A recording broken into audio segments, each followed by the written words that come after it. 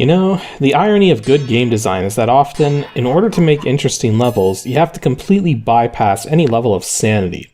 Like right here, who in their right mind would defend their location by setting about a bunch of missiles to forever fly back and forth down various passages? Yeah, I was kind of having trouble coming up with something funny to show you guys for the pre-episode gag this week. Oh well.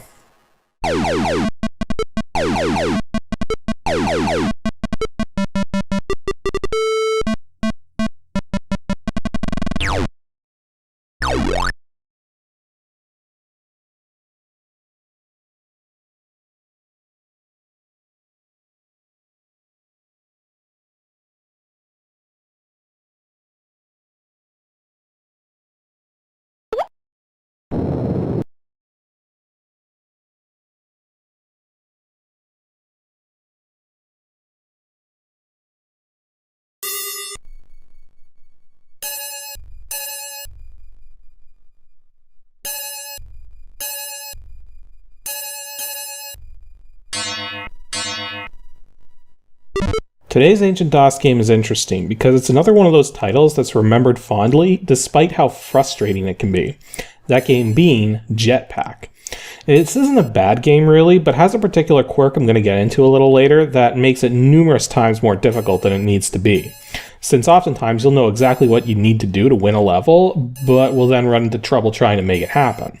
Actually, I think a more prominent reason why it's remembered as fondly as it is because of its built-in level editing capabilities, which are quite easy to utilize once you've got the controls figured out, thus potentially extending the gameplay indefinitely. It's also surprisingly violent, given that even though most of the gameplay looks fair enough, half of the death sequences involve copious amounts of pixelated blood. Just something to keep in mind if you want to give this game a try for yourself sometime in the near future.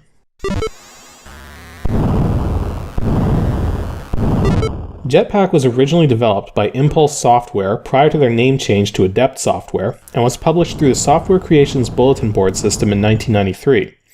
It's a 1 to 8 player puzzle platformer supporting VGA 320x200 256 color graphics along with PC speaker, AdLib, and Sound Blaster sound effects.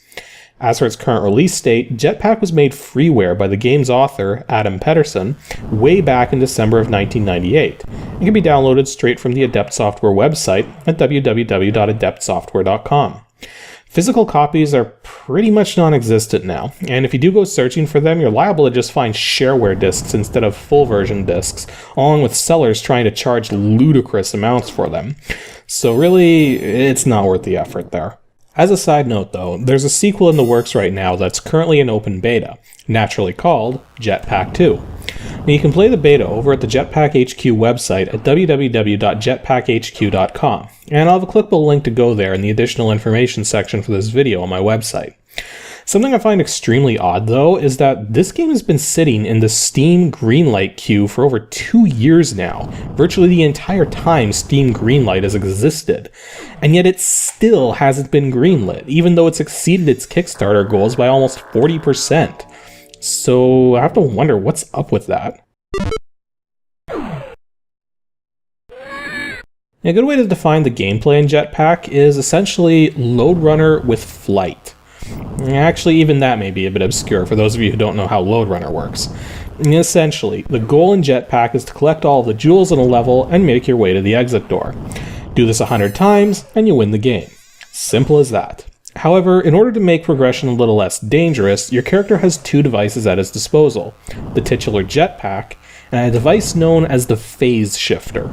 Now the Jetpack requires fuel to use, and you start each level with 0 fuel, though occasionally the character's starting position will be placed immediately over top of some fuel by default. All you have to do is hold the jump button down and your character will fly with the Jetpack, burning fuel in the process. Now if you have no fuel left for the Jetpack, you're still able to jump, although you can't jump very high, thus limiting where you can go. A handful of levels actually skip on giving you any Jetpack fuel in favor of being mostly jumping puzzles, and I feel these are the least enjoyable levels for obvious reasons. Now, the phase shifter, however, is where the game gets its Load Runner inspiration from. The phase shifter allows you to temporarily shift the phase of a solid wall, allowing things to pass through it for a short time. If the wall rephases with an enemy stuck inside, it will stop that enemy dead in its tracks unless you free it. though if you yourself get stuck inside of a rephasing wall, you'll lose a life. There's also walls which phase in and out very quickly when shifted, as well as crates which get destroyed instantly if you try to phase shift them, meaning they won't come back. The level design is, for the most part, very well done, though understandably intimidating given the small tile sizes and labyrinth-like creations. Plus the controls work as expected, and it's easy to learn how everything works. Jetpack essentially has all the trappings of an underrated classic. However, there's two things about this game that can make it very frustrating: collision detection and extra lives. Now, sprite-on-sprite collision detections are actually fairly forgiving, and since you never actively attack any of the enemies, the leniency here is extremely helpful in keeping you alive. The trouble, however, is with the player's collisions with the map itself. Now, something which doesn't occur to a lot of inexperienced game coders is that when dealing with tile-mapped levels with fluid motion, character sprites should never exactly match the proportions of your tiles. Now, allow me to illustrate this. If you have a gap that's only a single tile wide, and your player is also exactly sized to be one tile big, it means in order to fit through a gap like this, your alignment must be pixel perfect. A single pixel off, and the collision detection will just be like, nope, not getting through there. So typically, in a game like this, you want the player's physical size to, at the very least, be calculated to be smaller than the tiles around you. That way, you can be off by a pixel or two and still make it through. Jetpack's collision detection routines are very stingy about this sort of thing, especially given the nature of how inertia works in the game. As such, it's pretty much entirely random if you'll fit through one block tall gap successfully or not. And if you miss, it often means burning more jetpack fuel or ending up in a place you don't want to be, which could make you dead. And this is where a lot of the frustration of the game factors in. However, another aspect that's unusually frustrating is the extra live system. Now, seeing that this is a puzzle platformer, a lot of the challenge is in figuring out how to get through a level at all, not necessarily brute forcing your way from point A to point B. And because of that, tying the gameplay to extra lives means you have to constantly be saving your game so that if you do lose all your lives, you can reload and resume from where you left off, since chances are most levels are going to take numerous attempts to get through. What makes this as frustrating as it is, though, is that there's a high score system in place too, and having the extra live system in place with the saving of your games almost completely invalidates the high score tables, since you could just get a really good score, save your game, quit, make a high score, load, quit, make a high score, load, quit, you get the idea. Not to mention, you get an extra life every 1,000 points, but some levels have more than 1,000 points worth of stuff in them. So when you're in such a level, you can essentially just get 1,000 points, die, get 1,000 points, die, and repeat until your score is far in excess of anything that would normally be possible. Now, in fairness, there is a cheat code to give you more lives, so you don't have to play the game the way it was designed. You can just approach it the same way you would any puzzle game. But a better design would have been to eliminate extra lives in the single player mode and make it so that if you die, your score resets to where it was when the level began. For the modes with 2 or more players though, that's when having extra lives kind of makes sense, but some extra code should have been written so that you can only earn specific extra lives once, be it from items or scoring. That way you can't create infinite lives loops, which would break the multiplayer experience. The one thing the game does that's kind of interesting is that random power-ups will often show up in random locations during a level. Now, this typically only happens once per couple or 3 levels, though sometimes it does happen more often, and it can completely change how you approach certain levels. On the flip side though, it can also screw you over if you try going for such a power-up that you really shouldn't because it's been placed in too dangerous a spot, or isn't going to have much of an effect on how you play the level once you do get it. Random power-up appearances, they're not really a good or a bad thing, just something to be aware of. As for the editor, I don't actually have a lot to say about it, other than that there's a couple reasons why it's really well built. The first is that it's built into the game itself, and doesn't require you to use external software. Now as a game designer, I feel if you're going to include tools meant to be user-friendly for adding more levels or such, they should just be built into the software proper. The other thing to note is that it has a help menu to let you know what all the keys are, which is extremely handy and makes it much easier to use this thing. You also have the ability to test levels to ensure they function the way you want them to.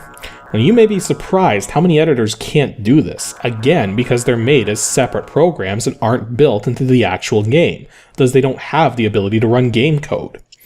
Really, I have no complaints about this editor at all. It works the way you'd expect it to and can be used to make levels as intricate as those included with the base game. It'll even warn you that you have unsaved changes if you attempt to leave it without saving. Yeah, not a long episode this time around, but this game really needed some attention. It's a fun game for sure, but highly frustrating. I wouldn't call it a great game, but I would call it a good game, and definitely worth a play at least once if you enjoy action-based puzzle games of any kind, or are interested in other games that are similar to the Lode Runner series. Don't be fooled by how it plays though, there's definitely a puzzle aspect to this thing, so if you prefer straight-up platforming to having to puzzle solve, you probably won't enjoy this game too much. In fact, because of how frustrating it can be, you may still not enjoy it anyways, but really, you won't know for certain until you try it. In terms of setting this game up in DOSBox, all you have to do is leave cycle set to max and you should be good to go. However, something's up with this joystick support. If you leave timed intervals on, it will detect joysticks fine, but they won't work properly. Whereas if you turn timed intervals off, the game will fail to detect joysticks and thus you won't be able to use one at all. Basically, the game's internal joystick support is busted in DOSBox, so you'll need to use the DOSBox key mapper to map keyboard keys to joystick functions if you want to use one. Anywho, that's all for today's episode of Ancient DOS Games. Episode 149 will be Saturday, October 4th, and as for which game I'll be covering, I'll be taking a look at a game which seems like a strategy game at first, except all the battles occur as one-on-one action sequences. And if you know which game that could be, then send your guess to adg@pixelships.com and stay tuned because there's not much left of Season 3.